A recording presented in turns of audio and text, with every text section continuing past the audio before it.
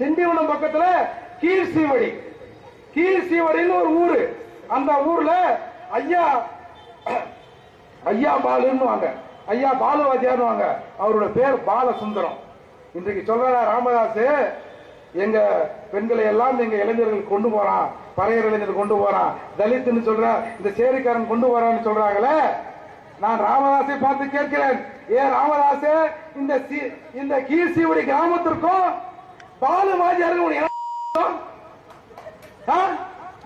எங்க ஆள் வச்சிருந்தாங்க.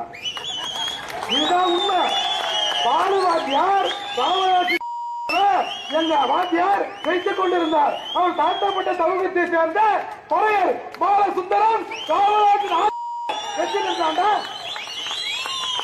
எப்படி உங்களுக்கு சர்டிபிகேட் வந்தது? போய் விசாரிச்சு பார், திண்டிவனத்தில் போய் விசாரிச்சு பார். இப்படி இவர் வைத்திருந்தார். இந்த காரணம் இங்க இருக்கிற தாழ்த்தப்பட்ட மக்களுக்கு தெரியுதோ இல்லையோ, CN ராமமூர்த்திக்கும் வன்னிய சங்கத்தை நடத்திய AK நடராஜருக்கு இந்த விஷயம் தெரிஞ்சது, தீரனுக்கு இந்த விஷயம் தெரிஞ்சது. அதனால இவர்கள் ராமதாஸை ஒதுக்கிட்டான். நீ பறையனுக்கு நீ பறைய வன்னிய சங்கத்துல உனக்கு இடம் இல்லைன்னு சொன்னா, எப்படியாவது இந்த சமூகத்துல இருந்து இந்த சமூகத்துக்கு நாம தலைமையேற்று வரணும்னு அன்னைக்கு பறையருக்கு எதிராக ஆரம்பிச்சவர் தான் இந்த ராமதாஸ். இந்த கலவரங்களை அன்னைக்கு பறையனுக்கு எதிராக, சேரிக்காரனுக்கு எதிராக குடிசைகளை கொளுத்த ஆரம்பித்த ராமதாஸ் இன்றைக்கு வரைக்கும் இந்த வேலையை செஞ்சு இருக்கிறாரு.